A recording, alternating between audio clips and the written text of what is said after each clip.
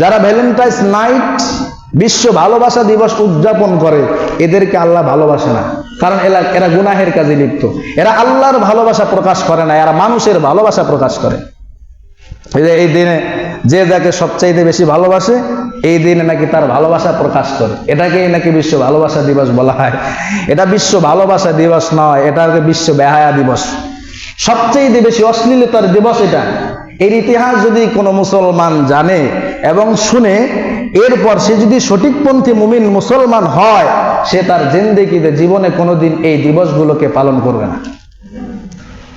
Roman মুশরিকদের মধ্যে একজন গির্জা পাদ্রী ছিল, যে পাদ্রীর দরবারে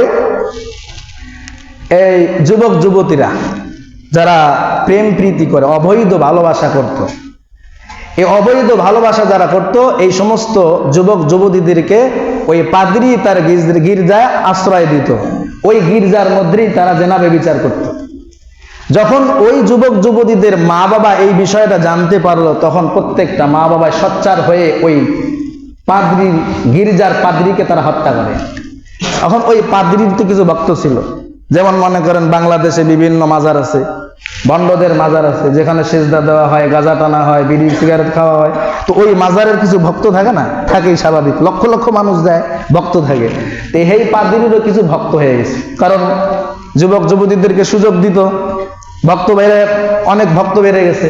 এখন এই ভক্তরা কি করা শুরু করলো, এই 14ই ফেব্রুয়ারি ভ্যালেন্টাইন্স, ওই ব্যক্তির নাম ছিল, ওই ব্যক্তির নামে 14ই ফেব্রুয়ারি তার একটা দিবস উদযাপন করা শুরু করলো, যে দিবসটার নাম দিল ভ্যালেন্টাইন্স ডে।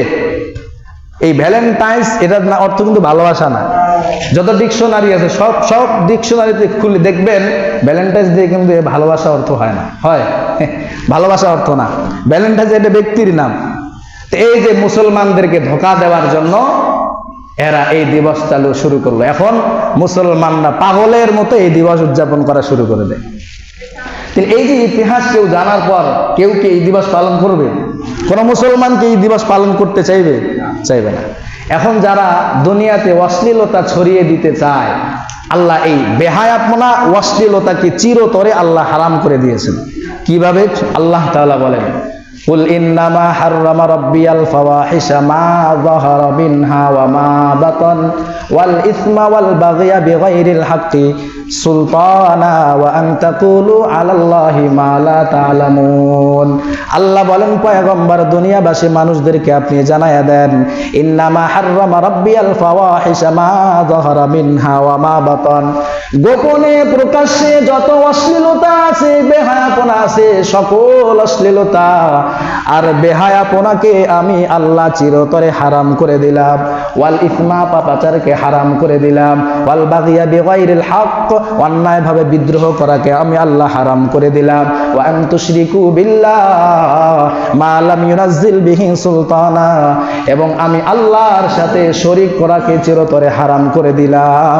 ওয়া আন তাকুলু আলাল্লাহি মা লা তা'লামুন, যারা না বুঝে না জেনে আল্লাহর ব্যাপারে মন্তব্য করে, এই সমস্ত অশ্লীল বেহায়াপনা কাজকে আমি আল্লাহ চিরতরে হারাম করে দিলাম। তাহলে বলেন তো, এই সমস্ত বেহায়াপনা অশ্লীলতা হারাম করেছেন কে? আল্লাহ। আল্লাহ বলেন, ওয়ালা তাকরাবুজ জিনা ইন্নাহু কানা ফাহিশা, এই তোমরা জেনার নিকটবর্তী হয়ো না। এখন জেনার নিকটবর্তী তো হওয়া দূরের কথা, আসল জেনার কাজ মানুষ শুরু করে দিয়েছে, হয় না? আল্লাহ বলেন জেনার নিকটবর্তী হয় না। এখন সমাজের প্রত্যেকটা মানুষ এখন জেনার গুনায় লিপ্ত। বলবেন কিভাবে? আমি তো জেনা করি না, জেনার গুনায় কেমনে লিপ্ত? আল্লাহর রাসূল সাল্লাল্লাহু আলাইহি ওয়াসাল্লাম বলেন, জিনাল আইনি আন-নাজরু, চোখ জেনা করে। চোখের জেনা কি? আন-নাজরু, যেই নারীকে দেখা হারাম, এই চোখের মাধ্যমে ওই নারীকে দেখলে জেনার গুনাহ হয়। যেই নারীকে স্বচক্ষে দেখা হারাম, ছবির মাধ্যমে, মোবাইলের মাধ্যমে ওই নারীকে দেখা হারাম। আপনি আপনার চোখ দ্বারা একজন বেগানা নারীকে দেখলেন, এটা চোখের জেনা। এই চোখের দ্বারা যখন মোবাইলে নাটক সিনেমা দেখবেন, অর্ধ উলঙ্গ মেয়েদের ছবি নাটক দেখবেন, এটা আপনার চোখের গুনাহ হবে।